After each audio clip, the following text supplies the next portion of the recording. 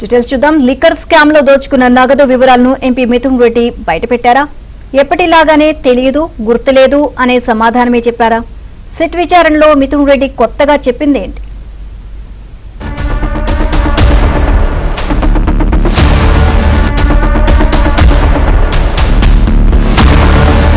AP liquor scam కేసులో A4 గా ఉన్న వైసీపీ ఎంపీ మిథున్ రెడ్డిని సిట్ అధికారులు కస్టడీలోకి తీసుకుని మొదటి రోజు విచారించారు. మద్యం కుంభకోణం ద్వారా దోచుకున్న డబ్బు లావాదేవీలు వివిధ ప్రాంతాలకు తరలించడంలో మిథున్ రెడ్డి ప్రధాన సూత్రధారిగా ఉన్నట్లుగా సిట్ గుర్తించింది. సిట్ అధికారులు చేసిన దర్యాప్తులో పలు కీలక అంశాలు వెలుగులోకి వచ్చాయి.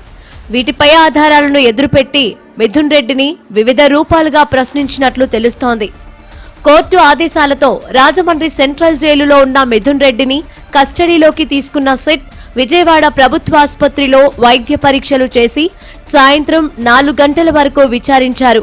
ఇందులో ప్రధానంగా మద్యం కుంభకోణం సమయంలో ఎవరెవరిని కలిశారు, వారి కంపెనీలోకి 5 కోట్లు ఎలా వచ్చాయి, డబ్బులు ఎక్కడెక్కడికి ఎవరెవరి ద్వారా పంపారు, ఎన్నికల్లో డబ్బు పంపిణీ ఏ విధంగా చేశారనే అంశాలపై ప్రశ్నించారు.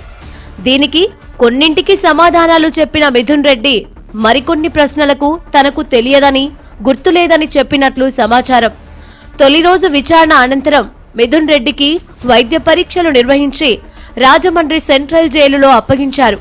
శనివారం రెండో రోజు కూడా విజయవాడ సిట్ కార్యాలయానికి తీసుకొచ్చి విచారణ చేయనున్నారు.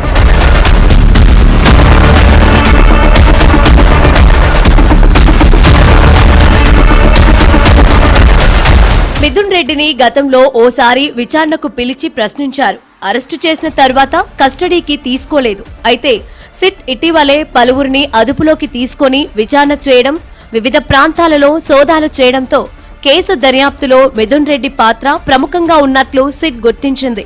దీంతో ఆయన్ను కస్టడీలోకి తీసుకొని విచారిస్తే మరింత సమాచారం రాబట్టవచ్చని సిట్ భావించింది. అందుకే మద్యం కుంభకోణం కేసులో అరెస్టై రిమాండ్ ఖైదీగా ఉన్న వైసీపీ ఎంపీ మిథున్ రెడ్డిని విచారించాల్సి ఉందని, 5 రోజుల పాటు కస్టడీకి ఇవ్వాలంటూ ఇటీవలే సిట్ అధికారులు ఏసీబీ కోర్టులో పిటిషన్ వేశారు.